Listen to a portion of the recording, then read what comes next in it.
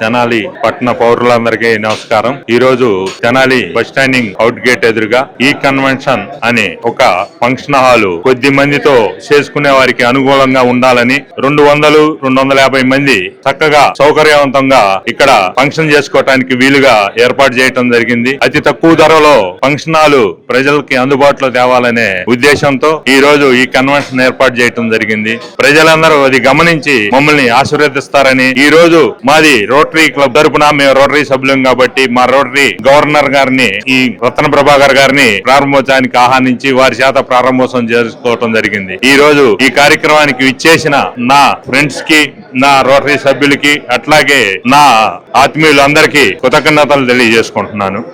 ఈ కన్వెన్షన్ ప్రారంభోత్సవంగా నేను ఇక్కడ రావడం చాలా సంతోషంగా ఉంది. ఇది ఈ కన్వెన్షన్ అంటే ఈగల్ కన్వెన్షనా లేకపోతే ఈదర కన్వెన్షన్?